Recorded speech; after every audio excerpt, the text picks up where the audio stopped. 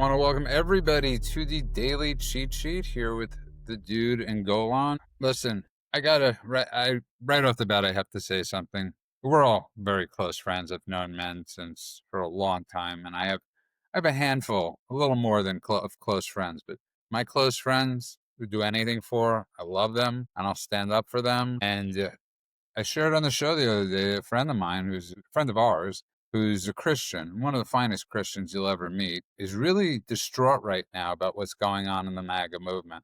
And I've done everything to reassure him, but really distraught. And I got to be honest today, Golan, I don't think I could defend what's going on anymore. I don't think I could reassure him what's going on anymore. And unless J.D. Vance comes out, fires Tucker's son, disassociates with Tucker Carlson completely, and does one of those excommunicado type things, I am not going to be voting for J.D. Vance in the next election. And this has nothing to do with Tucker's views on Israel. This has to do with Tucker's views on Christianity. And Tucker today attacked my friend's idol, literally somebody that, I don't want to say idol, but somebody that he looks up to more than anything, was Lutheran pastor Dietrich Bonhoeffer, who was one of the first Christians that fought against Hitler from day one. He had a brilliant career. And when he saw Hitler come in, he fought against it.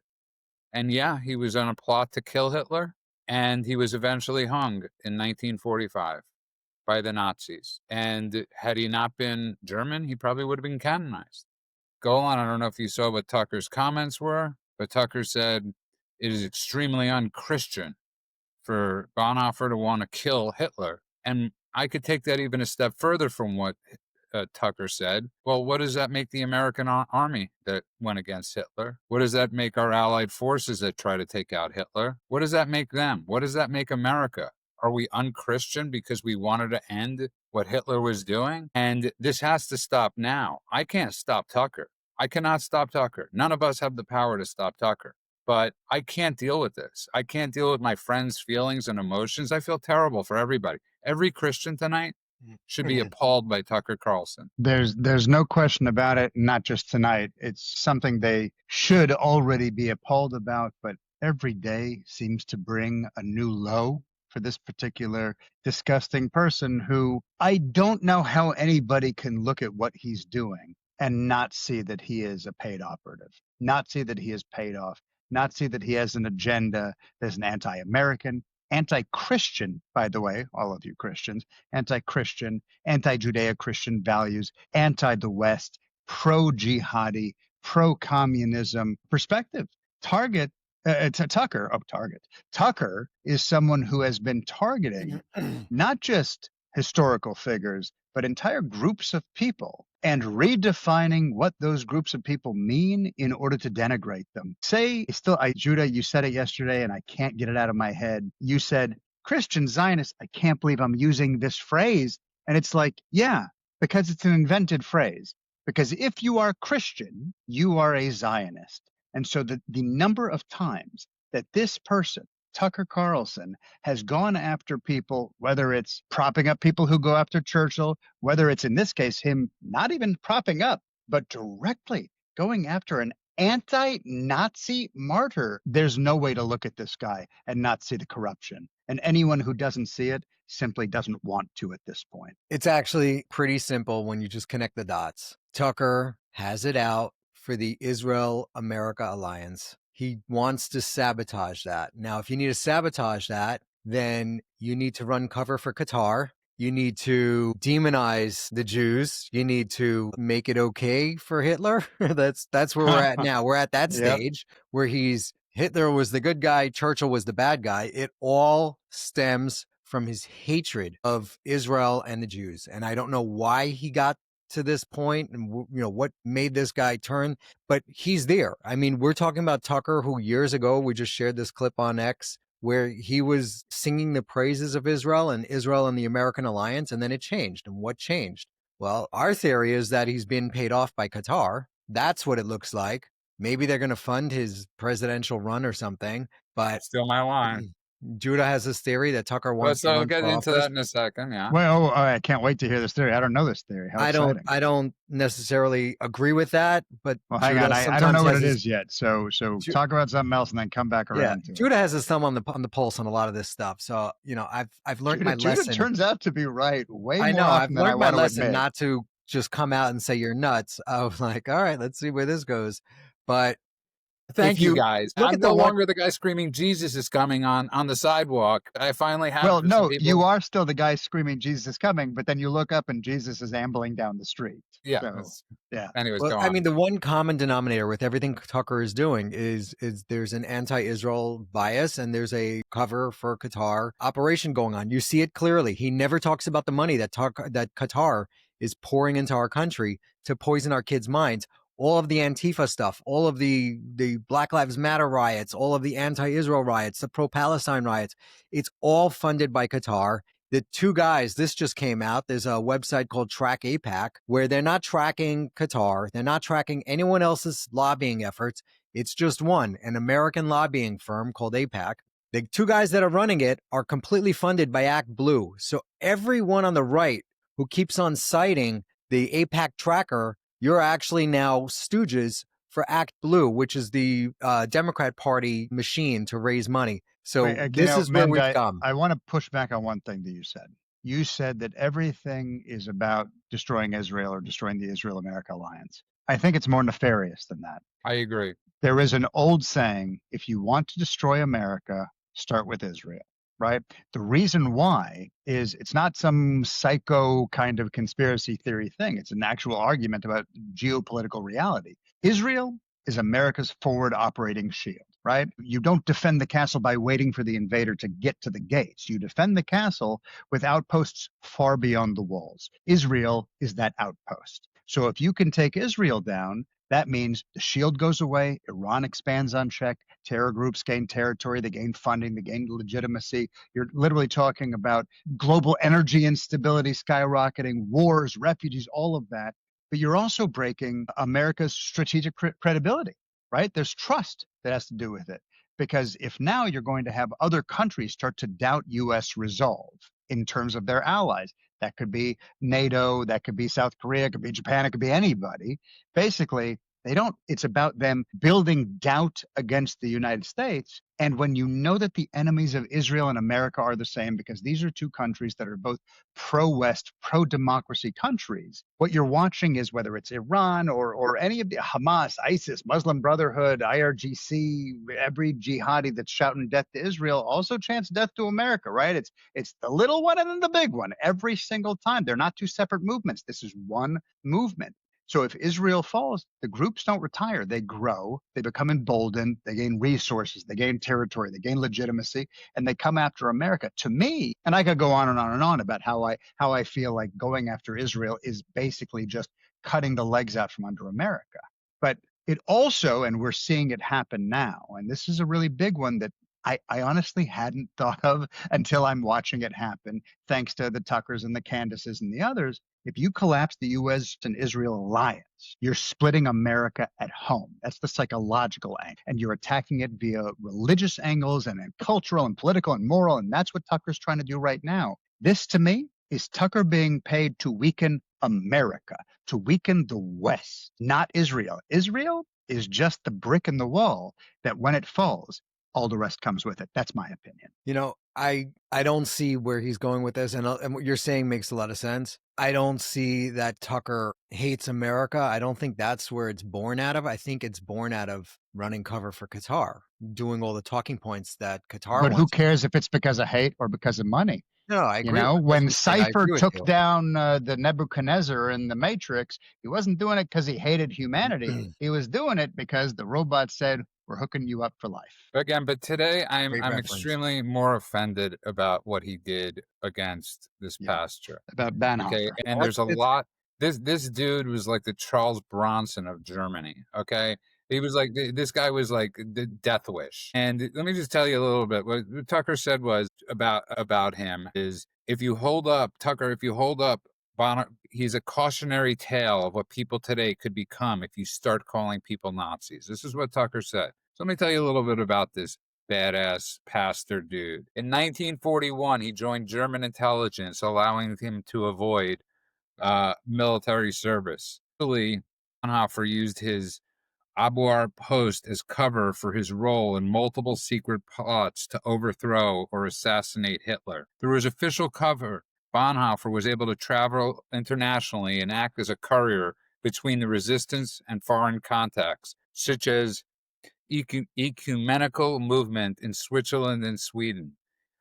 He was also involved in Operation 7, the effort launched by his brother-in-law, Hans von Dohany, to smuggle 7 Jews and their family members to safety in Switzerland. And he was arrested in 1943 and put in a concentration camp and hung in 1945. This guy was a badass. This guy was a awesome human, an awesome Christian. And for Tucker Carlson to have the audacity to attack this person is a disgrace.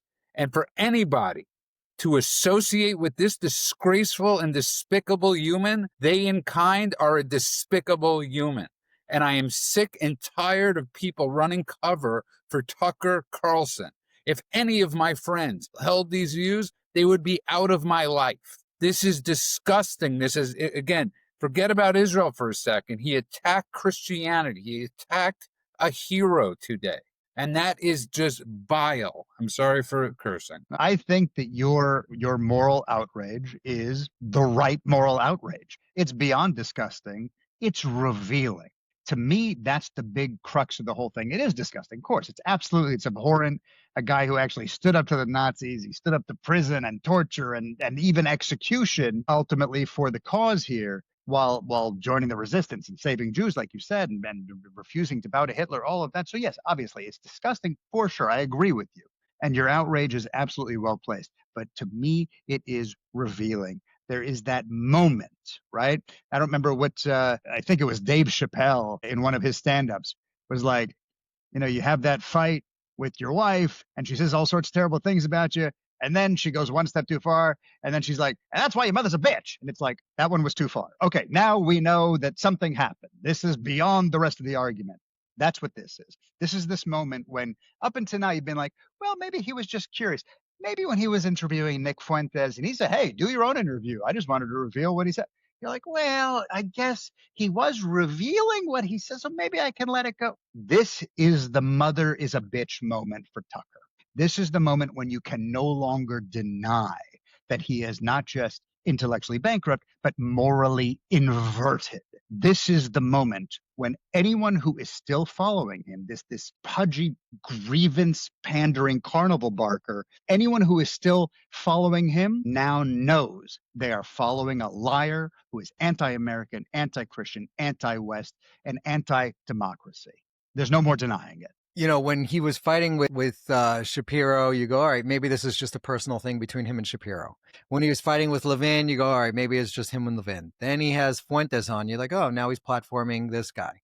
Then he had, the guy who said that he blew Obama. And you're like, all right, this is getting weird. And Not now he's demonizing a Christian pastor who put his life on the line and lost his life to try to save humanity from Hitler. And that's the guy that he wants to pick a bone with. There's one common thread, and that's what I'm going back to from before, is that it all leads back to the Jews. Tucker has a problem with 100%. Tucker has a problem with them, and it's become blatantly obvious. 100%. You could not have said it better. You're 100%. I'm sorry for going off on this for so long, but when I saw this, I felt horrific for my friend, and I just felt horrible for him. But if you want to hear what I think the plot is, go on. Yes, I'm very curious. Tucker is brilliant at what he does. I don't think any of us could deny that. He's absolutely brilliant at what he does. Goebbels level brilliant. And people often forget, and listen, I'm not comparing him to Hitler, okay? But you can compare him to Goebbels, I'll be fine with that, but continue. Yeah, but people often forget that Hitler got into power with he with 33%, and then he was appointed. I thought you were going to say with a micro penis. All right, sorry, that was men's news story. Keep going. Yes, we're going to get to that one, which is great. With 33%, and then he was appointed chancellor, and then he consolidated the vote but he never had the majority. And my thing is this right now, when you look at what Tucker Carlson is doing, is he's consolidating the vote. He's peeling off the left. He's peeling off the right. He's peeling off the youth. How much do you actually need if you're an independent to actually do a lot of destruction, if not get the nomination to become president? Right? 35%. If you could get 35% of the electorate and break apart the others, you're looking at the next president of the United States. It's a very interesting theory. I'll tell you why. Again, it's the first time I'm hearing of it. I'm hearing it, and it is very interesting. And you're right. There's a playbook there that could be followed for that. You divide everyone. You pretend you're the only one that can fix the division you created. All that Machiavellian kind of stuff that Tucker is so good at. But the thing is, Tucker has so much power, and he has no accountability. The minute you're in office, now people expect you to do things. People expect you to deliver things. People then have an extra reason to scrutinize you, because now even those that are on your side are like, I didn't like this one thing, or they find some reason on Epstein or a budget or a who knows what, whatever kitchen table conversation they're having, to put you in a corner. But if you're just the guy that's asking questions and talking and collecting money and destroying things deliberately, in my opinion, because someone has paid you to do so, you're held accountable by no one. You could just keep doing it until finally they airlift you out of this place as it burns, and they thank you very much and give you a castle in the middle of Doha. So I don't think that's the case, because I think that would require him to actually do something instead of simply this is talk where about I'll it. push back on you, and Yeah. not because I want to be right, because I want to be so wrong about I what know, I'm I saying. know. This is nothing I want to be correct about. You know, Bruce Springsteen, who I obviously, but great line, one of his songs, all men want to be rich, rich men want to be king, and the king ain't satisfied until he rules everything. There is a real deep darkness of what's going on, and I don't think it's just to become the podcast. Well, because what's next? What's next for a person like Tucker is to consolidate power, is to consolidate this movement that he's really become the chancellor of, right? When you look at everything he's doing with combining the woke left, the woke right, or the left and the right and the disenfranchised, whether it's taking over Turning Point USA. I mean, he's got the younger generation, he's got the under 20 crowd by the whatever. I mean, this Yeah, is but I come back to this. He's got them because he is performatively the outsider. He's the rebel asking all the questions that no one's willing to ask. If you are actually president, you don't get to be the rebel. You don't get to be the outsider. You don't get to be the guy throwing stones at the system. You are the system. And isn't it better, if you're really talking about power, to have the aesthetic of no, power because the without the ultimate power is responsibility? president. The ultimate power is king. Is it? Is it? If Tucker can bring down presidents, if Tucker can change the narrative, if Tucker can change the electorate, if Tucker can change the voter base, the influence without the accountability seems to me to be far stronger than actually suddenly doing something. And then people are going, all right, 5 a.m. briefing time, and now give us the report on what you did. And he's like, I got actually answers. I can't just make shit up like I've been doing every day of my life. I Tucker don't know. wants to be the kingmaker is what you're saying, and I agree with That's that. what I'm saying. I Yeah. do agree with that. I agree Let me with ask you that. a question, man. If somebody would have told you 2 years ago you would have a communist jihadist becoming the mayor of New York City, what would you have said? I never would have believed it, first of all. Absolutely not. If But you it's had, not. let me just go down the list. Dearborn, Michigan. Wait, can I answer What that about too? Dearborn? Can I answer the first question too? Yeah, please. I wouldn't have only believed that they were trying to take over, because that's what they've been doing. And we've seen it happen in London, and we've seen it happen in other places all over the UK and all over other countries. Take us out of the equation. I'm So wait asking. a second. The answer to the question is, I wouldn't have believed it would have worked. It needed October 7th to work. Yes. But I wouldn't have believed it would have worked. I absolutely would have believed they would have tried. Let me just tell you 100%. something. By the way, there's a theory out there that Hamas has realized that they can't beat Israel militarily, and their little attacks are not going to work going forward. But they also realized through this war, this 2 years, that they don't need to fight with guns. That to them, having these idiots on campus demonizing and vilifying Israel and the Jews is more important. It's more valuable than them killing a few thousand Jews. So They're going to double down on all of this stuff. And you're seeing when we're talking about New York and what happened there, CARE, And which now is Minnesota, right? And now Seattle, right? Seattle, the mayor of Seattle is another Democratic socialist who was living off of her mom's nipple until even during the campaign, she needed money from her parents. Let's not Now forget this guy that won, and the Jewish guy that won in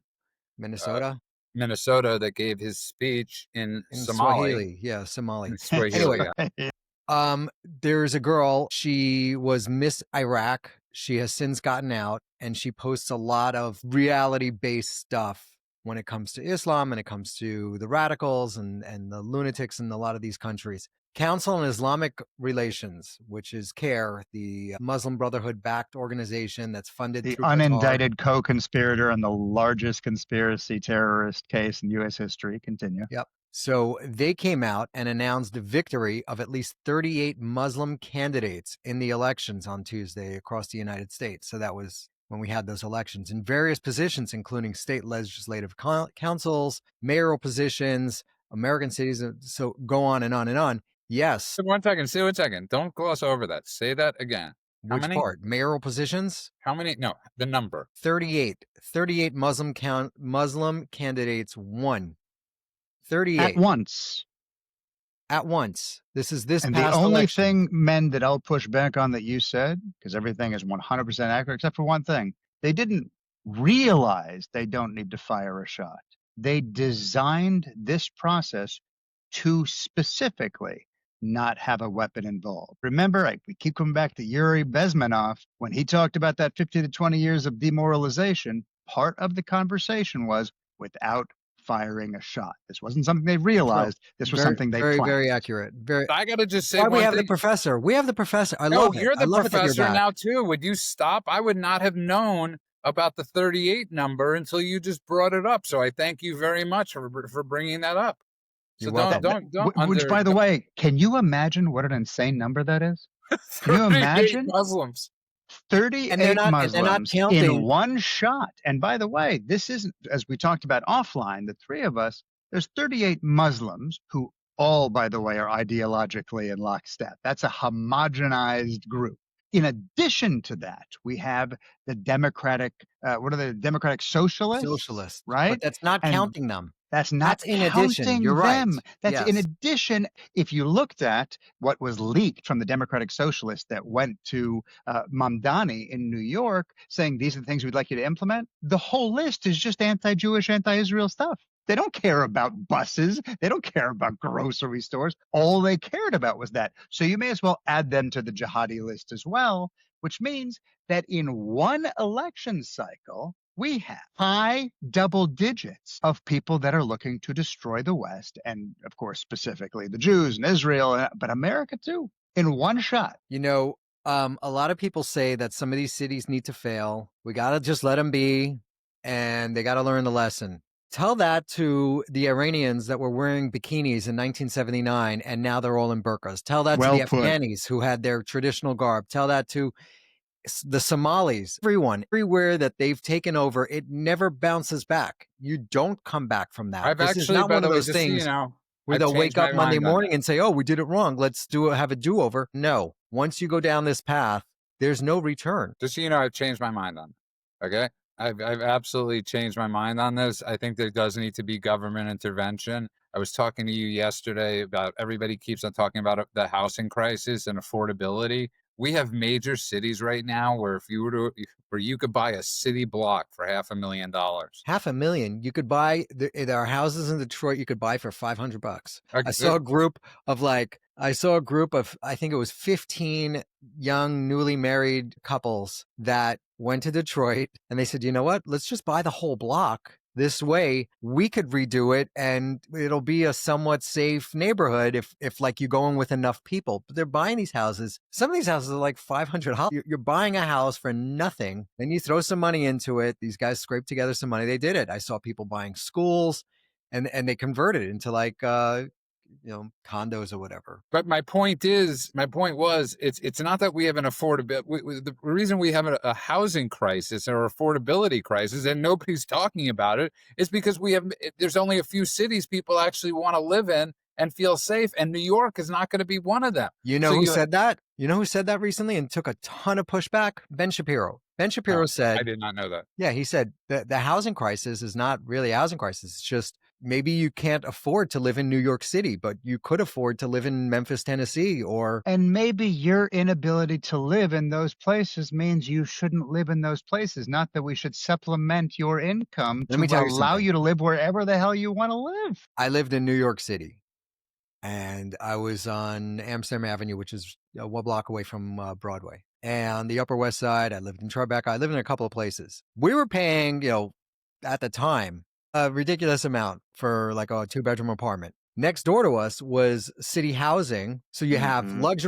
luxury building, and then there's a city housing building where it's just I used to actually have friends that lived there. I loved hanging out with my Puerto Rican friends there. It reminded me of like where we grew up in Brooklyn. Lots of kids running around, young people, everybody's banging, and it was just, it was like a free for all. I had a great time. But why? Why do you need to give the most valuable real estate in the world to people who can't afford to live there? But Why that's not what I'm can't they saying. live in Queens? What I'm saying is, going back to your point, is if we actually built up these cities and didn't, let's just No, I say, let absolutely hear them what you're saying. You're fall, saying if it was nice enough and safe enough, people would want to live there and we wouldn't we have would a have housing crisis. I get that. right. You know why we have the housing crisis? I'm going to continue on with what you're saying, is because of guys like Brandon Johnson in Chicago that are taking Chicago and turning it into an unlivable city. You had that in Detroit. You had that in tons of places. Go to Rochester, Baltimore, New York. I mean, Oakland.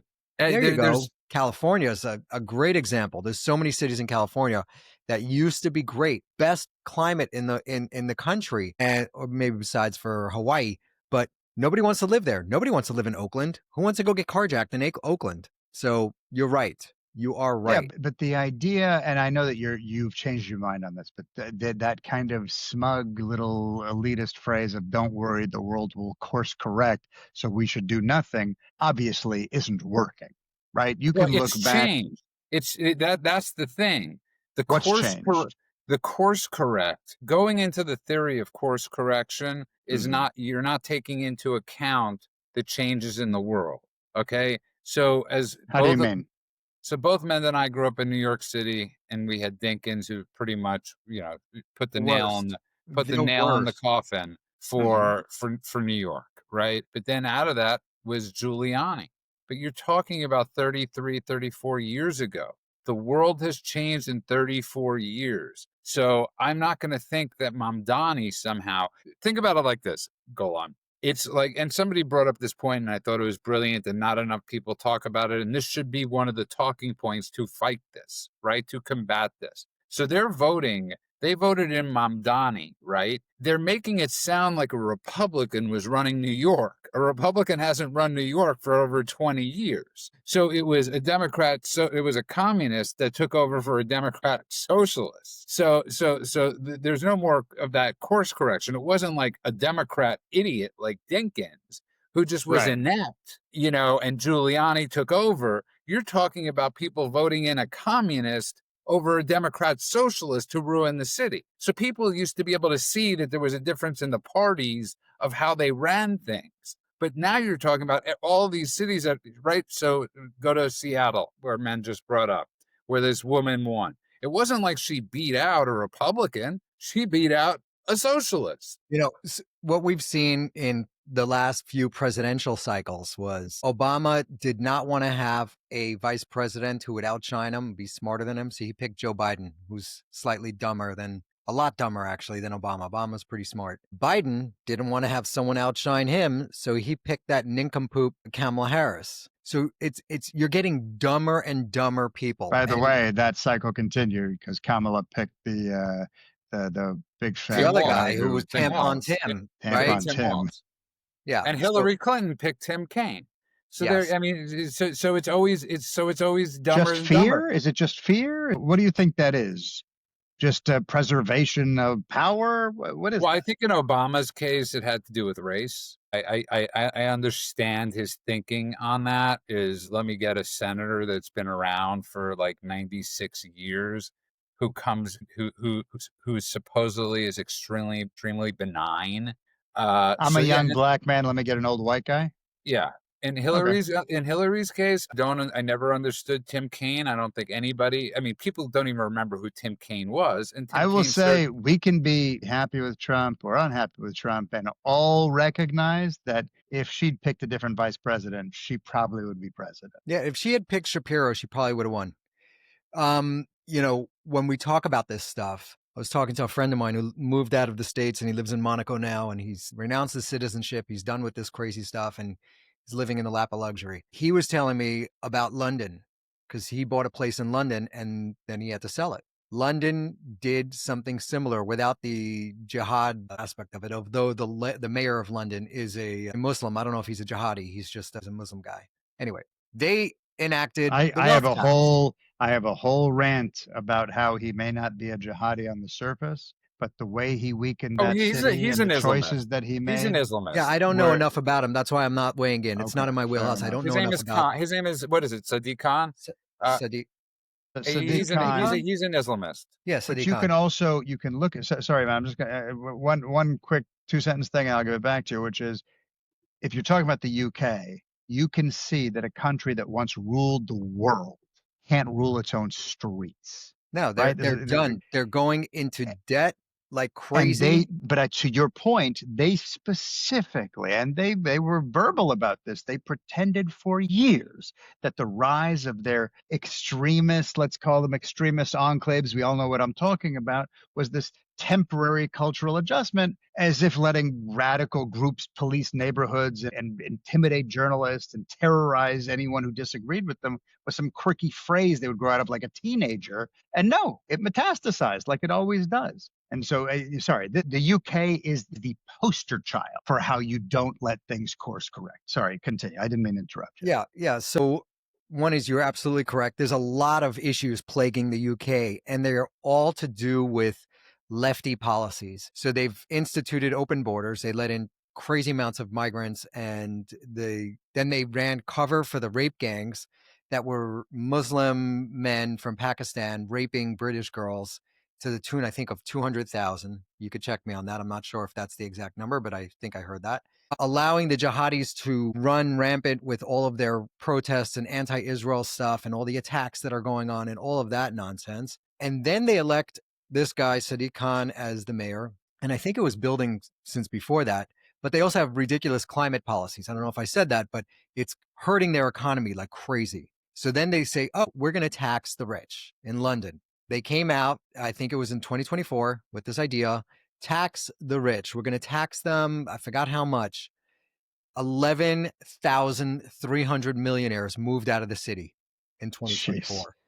I didn't know that number. That's an there's a insane number. I don't know. You're not familiar with this because this is more of a pop culture thing, but there were a lot of famous musicians, and go all know about this, that all got into trouble years later that are worth like 150 million pounds for tax shelters. You know, all famous Londoners or Englanders, whatever you want to call them, who were all sheltering their money and actually had to pay up millions upon millions of dollars. And you're right. I mean, this is what happens. And people leave too. Yeah, well, they say all told, there's something to the tune of 28,000 millionaires that have left London since 2017, which is when they started talking about that stuff. But then they really accelerated in 2024, where they had these crazy rules. If you don't live there full time, if you're only part time, like weird tax stuff. Everybody just said, you know what, we don't need this. We could just domicile in Dubai. We could domicile in Monaco or whatever. There's lots of no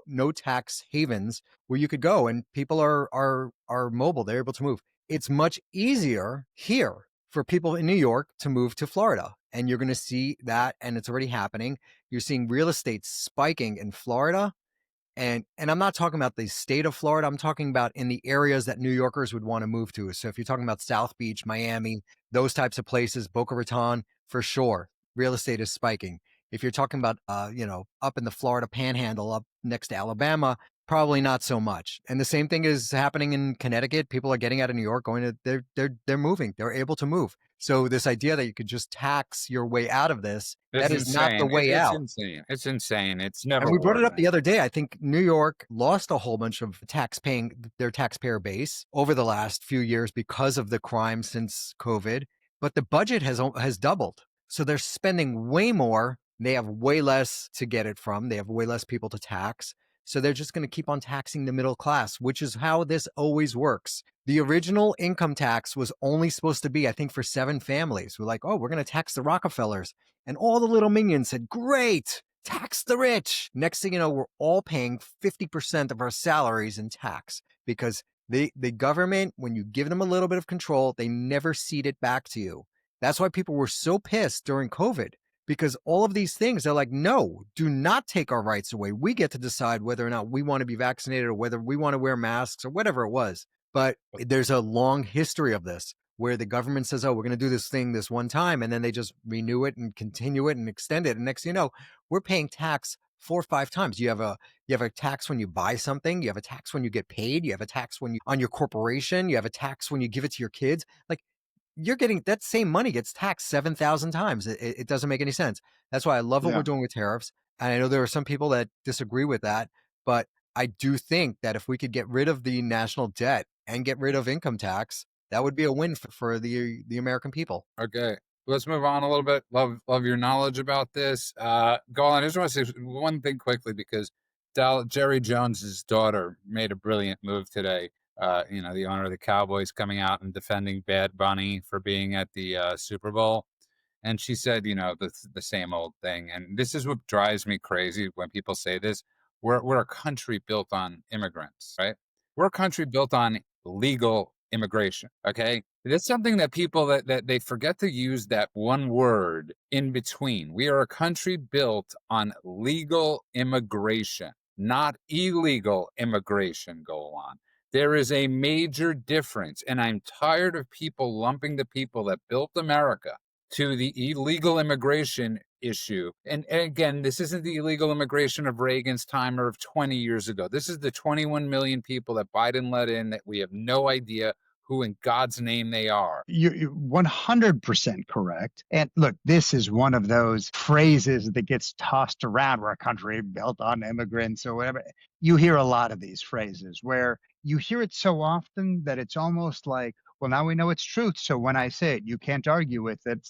It's like support the troops. Like, am I never allowed to question if a troop does something right? Like these things that are just foregone conclusions, right? Like it's some conversation ending magic spell or something like that. That to me, I'm trying to think of the right way to phrase it. It's like bumper sticker slogan masquerading as history. That's really what it feels like. It ignores context. It ignores real conditions, the culture, the law, responsibility, the actual structure of how the United States was actually formed. As you said, not by illegal immigrants. And frankly, immigrants, yes, if you count everything from the very beginning, but those people became settlers. Those people became citizens. Those people became the founders of the country. Generations of people who built the institutions, who fought the wars, had skin in the actual game. The people who wrote the laws, who wrote the Declaration of Independence. I guess you can say all of those people were immigrants, but you're also being intellectually dishonest when you pretend to lump them in with everybody else. Those people created a national identity long before immigration became the political weapon that is being used today with phrases like this nonsense. And frankly, it's not just intellectually dishonest, it's cheap. Because the people who say it know that's not true. They know that they're not being honest in that. I gotta be honest. I don't know. I gotta correct you on that. I Okay. don't know if they don't. Maybe if I'm they, giving them too much credit. I think you are. And this is what I bring up about Tucker is the reason he's able to get away with what he gets away with is because people do not know history. People do not know history. And Okay, that's well, let me rephrase then. Let me rephrase. Anyone who looks at the immigrants that are coming in today, especially the illegal immigrants that are coming in today, or some of the immigrants that frankly shouldn't be here. We've been talking about the H-1 visas and all of that. Like some people who were invited in and maybe didn't actually contribute to society. Anyone who looks at those people and says, they're just like the founders who also were immigrants and compares them to one another. And truly, let's give you, I'll say what you're saying. Let's say they truly believe they're exactly the same. Well, those people are morons. well, that's the problem. You know what? Can I say something? Both Men and I were talking about the Trigonometry podcast with Dave Smith. with Dave Smith, and Yeah. Constantine Christian is really smart. But there's very few Ben Shapiros. I mean, let's just be honest. I mean, none of us are Ben Shapiros. There's only one Ben Shapiro. You obviously would need to have a certain form of autism or a certain best photographic and phonographic memory of all time. Okay, so you have Dave Smith, and Constantine knows a lot. So what is Dave Smith saying on the show? He's talking about a fallacy about the takeover of Iran. He's talking about how incredibly He how says the that the Shah, Iranian people are angry at America because we propped up the Shah. which is That's what he says, and that we backed Saddam Hussein against Iran. right, which is factually incorrect. We did not. Our biggest mistake was not backing the Shah. That's in what happened. In Carter 1979. pulled him out. Carter said, we're not This- backing you, told him to get out, gave the country over to Khomeini. Carter helped facilitate Khomeini's return to Iran. So He's Dave even is wrong just on the years. Dave That's the doesn't know what the hell problem. he's talking about. What And I don't even understand why they're talking to a comedian about geopolitics. It doesn't make any sense. But back to the Bad Bunny thing for a second, because I got something on that. Hey, interesting, because I have not seen the podcast yet, the Trigonometry podcast. Can I tell you something? I just want to Yeah. say something before you both go? You're not missing much. You know, but here's I said to men before the show, like, if you wanted to torture me, lock me up in a room and put that podcast on. It was 2 hours and 45 minutes, and I would give up all of men's secrets. Okay, I would. You wouldn't have to waterboard me or anything. I like it's your secrets, not his own secrets. I always say that. But yeah, sorry, men. What are you saying? I will just say one thing, and then I'll let this go because this is not the topic at hand. But the Islamic Republic, the IRGC, weaponized the history of America propping up the Shah to demonize the U.S., which is well documented, to justify their repression and to portray the regime as anti-imperialist, and to now repeat that. You're real special, Dave Smith. It was actually Russia. It was actually Russia that was trying to destabilize the Shah.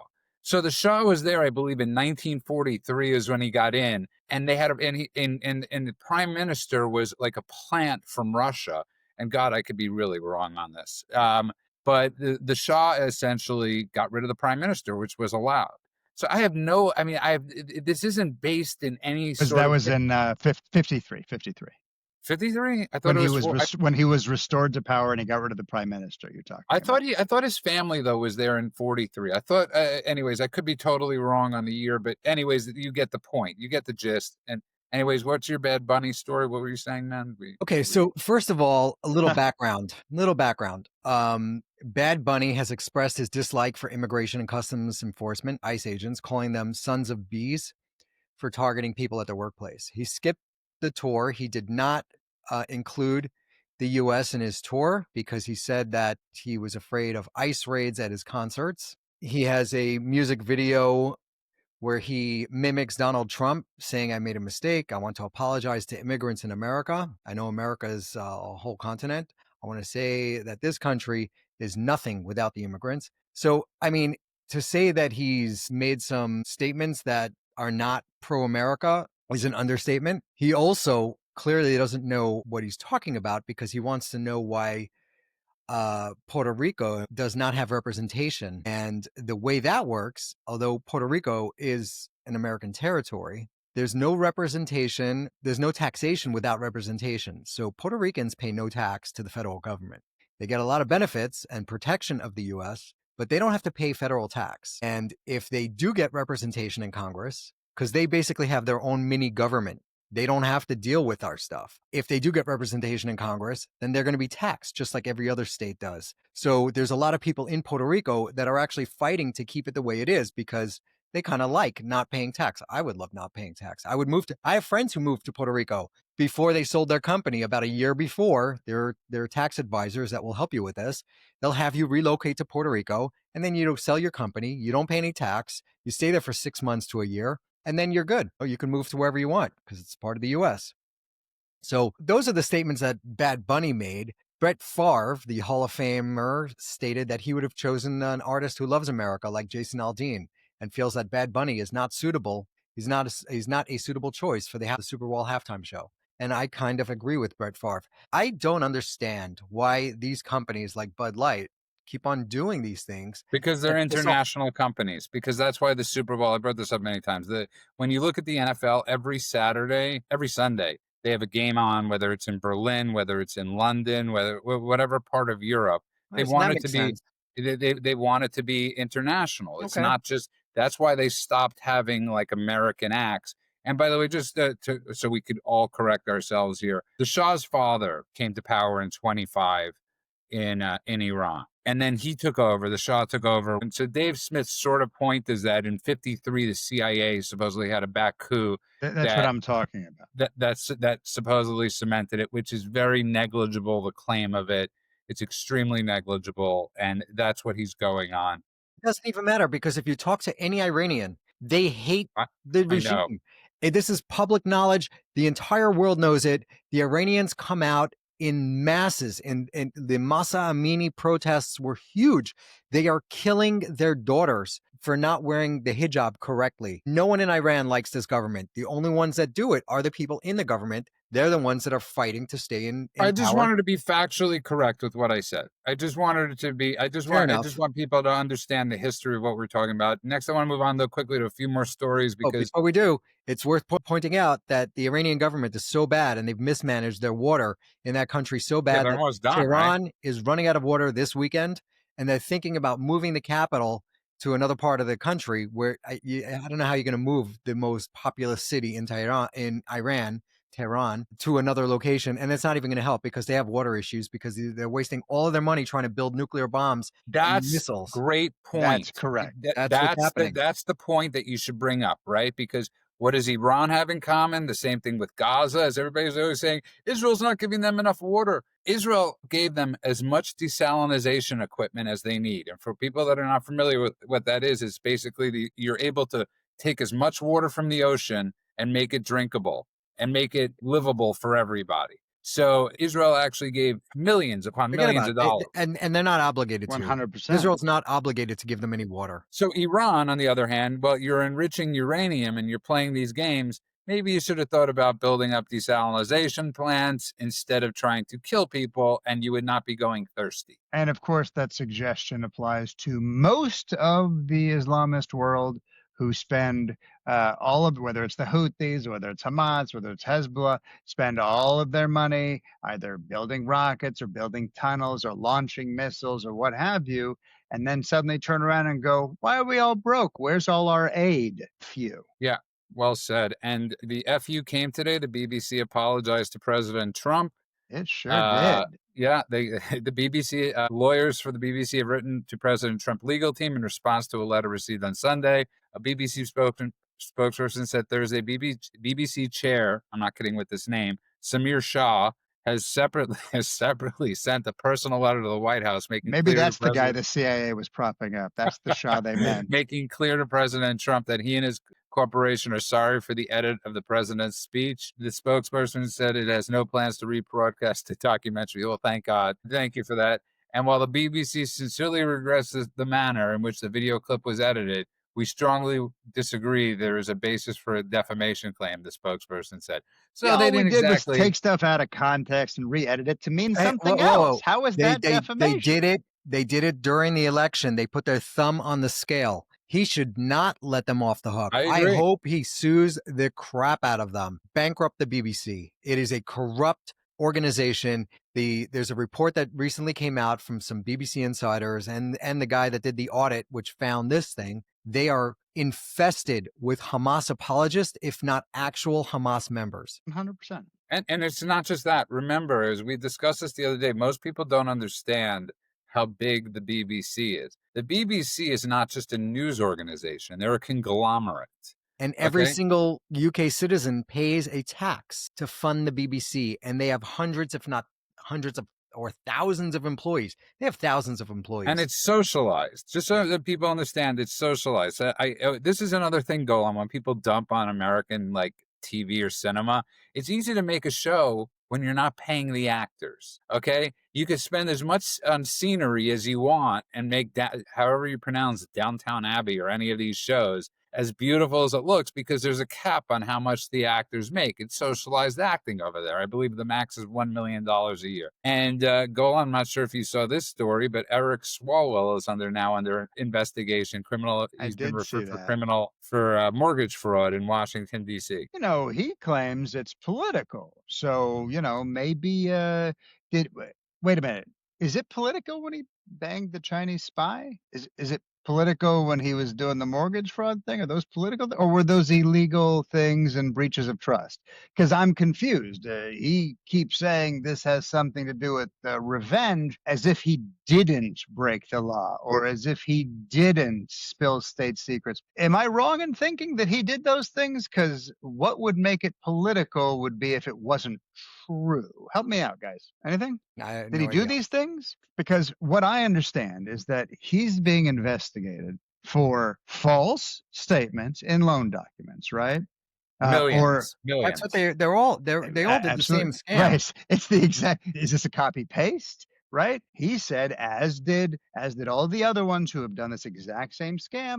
My primary residence is in Washington, D.C., and therefore I qualify for certain mortgage rates and certain loan documents or certain loans and things like You that. get better rates if it's your primary residence. Correct. Yes. So sure, he happens to be a public critic of Trump, but I'll say this. If you ever steal anything, and I recommend that you don't do that. If you ever steal anything, I highly recommend you don't stand up in the middle of the room where you have stolen something and start causing trouble, yelling at the Throwing people who you rocks. stole He's a rock stuff thrower. from. Because rock the thing thrower. that's probably going to happen is they're going to go, why is that guy making so much noise? And then when they find the item on you, you've basically drawn them to you. So if you are going to be a loud and public critic of Donald Trump, you better have a house that isn't made of glass, to Men's point. Listen, I think you're both 100% right. I just find the Trump boomerang effect to be one of the craziest things you'll ever witness, right? So you have Schiff, you have Tish James, you have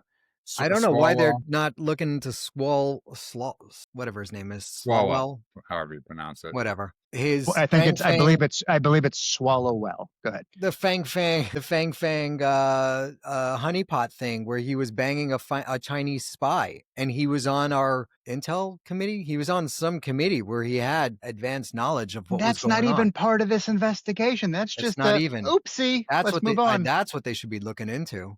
I don't even care about his mortgage fraud. I care about this thing way more. If he gave away national secrets to the Chinese. Listen, you're both 100% correct. I mean, there's a real listen. We're running out of time. I wanted to talk about this judge in Chicago that's just released 600 is releasing 600 people they pulled up off the streets and from ICE raids. He's letting them out. But I want to say something last night. I don't know if you guys saw this, but I know, Mendy, you don't have the news, and Golan and I were talking, so I know he wasn't able to watch it live. President Trump gave an Oval Office speech last night that was absolutely brilliant. And his mic was off in the beginning, and I was like, I see, everybody has mic problems. But it was really great. He laid out exactly how much this shutdown has cost, what it's done, why they did it. I can't think of giving more credit to John Thune. He held the Senate together. I know Mike Johnson lost a few congressmen, but gained a few congressmen but when you're working with 219 Republican congressmen, it's a very slim margin. And these two guys were able to hold the fort. Absolutely amazing and absolutely brilliant. And don't dick with the president, okay? They dicked around. They thought they were going to win this thing, and they didn't. And President Trump last night, I don't know if you guys have seen any clips of it, was absolutely brilliant in laying out the full case. And he said, when it comes to the midterms, remember, it was $1.5 trillion. I'm paraphrasing, but that's how much the shutdown has cost. $1.5 trillion. And then at the end, he says, now the filibuster. And I thought I just thought it was fantastic. Yeah, I didn't see the initial speech. I did see some clips later. There is when he says, now the filibuster, and then he just steps right up to it. It's a really cinematic moment, I have to say. I didn't see it, but I was texting with you when it happened. You told me about it. and I could sense from your commentary just how powerful it was. I will go check it out for sure. Were there any stories that I missed that you guys wanted to talk about? Yeah, there's one. This one just kind of is a wake up call story for all those who are denying certain things are happening in California or denying certain things are happening in sanctuary cities. Recently, there was, I think today, California is set to revoke 17,000 commercial driver's Yeah, I licenses, brought that up at the giving to BA. I brought that up to Men before. Yeah, I thought that was great. Sean Duffy, okay. amazing job. Yeah, absolutely. These were licenses given to immigrants, and I think it speaks to the fact that not just that there's pressure from Trump, because I think we all know that if there wasn't something, where there's smoke, there's fire here, Newsom would just find a way to push back. So the fact that the DOT has said these licenses don't meet federal requirements and all have to expire within 60 days, Newsom did his like minor pushback stuff, but ultimately they're going to cave here. And Newsom is looking really weak here, but also looks like someone who deliberately tweaked the law in order to push a liberal agenda, which is not something that helps the citizenry. So he looks not only weak and feckless, he also looks like someone that doesn't care about his constituency. And I think that's why this story is so important. I think that the same could be said for all of them. Is not caring for their constituencies. And listen, if I think we're going to win the midterms, I think all that stuff, but not because of not because of lack of people trying to destroy the Republican Party from within, but just because of the short bus that is the left right now.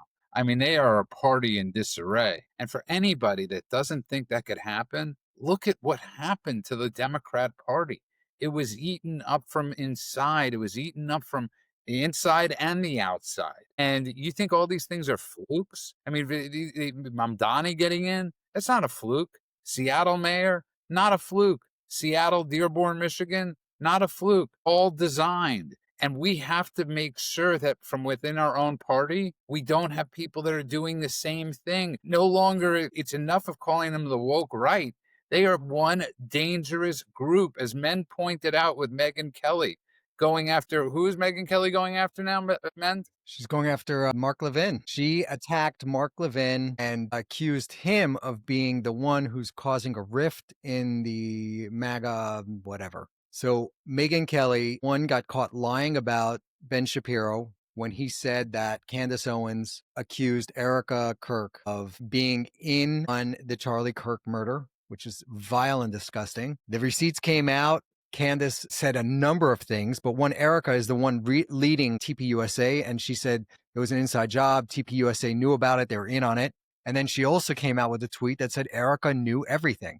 Those two things, as well as many other things that she said, pointing the finger at Erica, calling her disingenuous. That's not the way you behave when you're grieving, like all kinds of stuff like that. So Megyn Kelly decided to take it upon herself to come out and accuse Mark Levin of being the one that's fracturing the MAGA base. Not her friend Tucker Carlson, who's out there defending Hitler. No. He's not the problem. The problem is Mark Levin, the guy who's calling out Tucker Carlson. Another thing before we jump off is...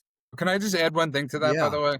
It was really funny. Another thing that Dave Smith, people forget, by the way, that talk radio is still massive, Golan. Like that Sean Hannity has a massive following, that Mark Levin has a massive following. So I love like that that Dave Smith was like dunking on Mark Levin for not having like a huge like he was talking about his podcast numbers. Hey, douchebag, he's got 10 million listeners a week at least listening to his show on the radio. Far more. This just reminds me of those people who can only see the thing they understand. It's like you look at the iceberg, you see the little bit of it, and you're like, it's so small. What are they talking about? And they don't even understand that there is an entire 98% of it under the surface of the water. It's again, I come back to the retardation of these people.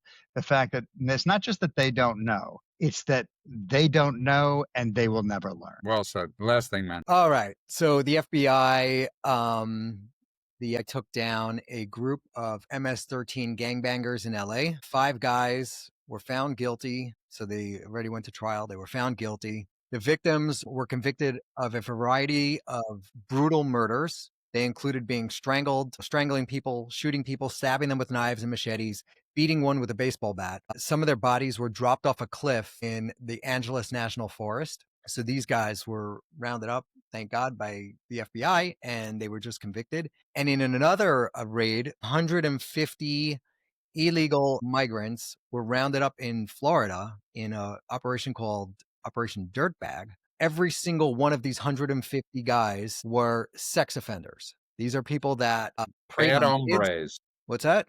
Bad hombres. Bad hombres. They were convicted, had convictions of targeting children, and the FBI had a sting operation. They got 150 of these guys, and these, just to bring it full circle, these are the people that Bad Bunny is angry that the ICE guys are rounding up. So is it Full a good circle idea? would have been going back to Tucker. It's you went in a semi full circle, but yes, 100%. These are some bad, sick people. I mean, the fact that people are even defending this is an absolute joke. I mean, like let's be honest. The last thing I just want to say is Stefanik is in a dead heat right now with Hochul. I hope this Republican nit that decides to go against her does not run against Stefanik. And lastly, John Fetterman fell this morning from ventricular fibrillation. I should know that very well. And he fell down. He made a joke that if you thought my face was bad before, you'll see it now, something like that. Get well, John. The world needs many more like you, and please take care of yourself. Please take care of your health. Take as many days in the hospital as you need. Love John Fetterman. That's the only thing I wish President Trump would have done last night was thank him during the speech. But get well. Need it. Fetterman doesn't need it. Fetterman's not doing it for thanks. He is doing all of I this agree. stuff because he has moral convictions, and he said it. He said it a few times. I saw him on a couple of podcasts where he talked about it, and someone said, "Are you Jewish?" He goes, "No." Well, then why are you so defensive of this Israeli war against Hamas? He's like, because it's the right thing to do. Isn't that You an don't go into amazing people's question, by houses. the way? What's that? Isn't that an amazing question, by the way? You know who the same thing got it? You know who also got that? Was Lucky Palm? I saw that Palmer Yeah. Lucky Lucky on Palmer the Lucky. Sean Ryan podcast. Mhm. Palmer Lucky, who is Matt Gates' brother-in-law. He said that he is an ultra Zionist, and he goes, there's country for the Italians, there's a country for the Indians. Why can't the Jews have their own country? Why would you be against that? He goes, I'm absolutely for that. And he goes, and I'm not even going to get into all the other stuff about the Palestinians or Muslims and all that. That's not what we're talking about right now. Do the Israelis, do the Jews have a right to their homeland? And he goes, I am an ultra Zionist. I love that. Yeah. Blown away. And And what does Sean Ryan ask him? Are you Jewish? He's like, Yeah. no. You don't have to be Jewish to be normal. No, Sean, I'm morals. sorry that Tucker misinformed you. If you are Christian, you are a Zionist. If you are Jewish, you are a Zionist. And all those people who are as a Jews, you're not Jewish. I'm sorry. I don't care how much Jew blood someone pumped into you through DNA. You are not Jewish. You lost your privilege. Let's So actually expand that out a little. If you have Judeo-Christian values, you are a Zionist. And if you are not a Zionist, then you do not actually adhere to Judeo-Christian values and you hate Jesus. I'm going to expand that a little bit because I think what you said is accurate. If you are Christian, Catholic, or anything, you should be a Zionist. It's the foundation of your religion. You are one. But if you truly yes. are, then you are. Not that you should be. You are one. You are. I'm going to expand that out, and I'm going to say, if you have any kind of moral values, 100%. you are a Zionist. The Indians have India, and the Jews have Judea, which is Israel. And anyone who doesn't agree that the Jews should have their own homeland, in their ancestral homeland, is just being dishonest. And what other nations do you believe should not exist? So there it is. If you believe that indigenous people should have a right to their land, then you're a Zionist. Maybe that's why Matt Gates is so angry. Palmer Lucky won't give him any money. Who knows? But I love it that Palmer's a. No, I'm allowed to speculate like Matt Gates. I was at that. We're just talk. asking questions, Jude. Asking questions. I was at the Young Leadership talk, and one of the guys there, his wife is Israeli, and she's working at Palmer Lucky's Androl company. I love that. I love it that he came out and made that statement. And the guy's got more money than God. He doesn't need anything. He sold Oculus Rift to Facebook for something like $2 billion when he was 26 years old. And then he went back into his basement, and he's always in flip-flops and shorts. He doesn't give a crap about anything. And He's the Fetterman of tech. he just developed 100%, another yes. multi-billion-dollar company out of nothing, out of nowhere. I'm so impressed with that guy. Okay. On that note, Golan, did you have anything else, or we're good? No, I'm just going to throw out that if this is the one, I'm going to give people an out. Okay. If you really, really insist on being anti-Zionist, then don't be anti-Zionist, because that's racist. Be fully an anti-nationalist absolutist. If you can do that, you will get no pushback from me on your anti-Zionism. But that means that you are claiming no ethnic, no cultural, no indigenous group should have a nation state at all. You're talking about indigenous nations in the U.S. You're talking about Tibet. You're talking about the Kurds. You're talking about Armenia. You're talking about every single group doesn't have a nation state. If that's your look, if you believe that, you're also an effing idiot. But that's cool. It's not because you're hateful. It's because you're stupid. And that's okay. I can fix stupid. All right. So if you want to be anti-Zionist, this is your out. Enjoy it. And by the way, just for the record, it was really funny because that idiot writer, what is it, Barack David, came out and said that Israel's Barack Ravid. Barack Ravid is working on a plan that, Israel gets aid for 20 years. And then you had Bibi Netanyahu today on Aaron Molin's show saying he really wants to get off of Israel. He really wants to cut the ties. Right. So I just found it to be striking that he has inside sources that they want a 20-year plan. Enough with this crap. On that note, love you both. I want to thank everybody that's been listening. Go to thedailycheatsheet.com. That's thedailycheatsheet.com. I want to wish everybody a good morning, afternoon, and night world, wherever you are. God bless you all.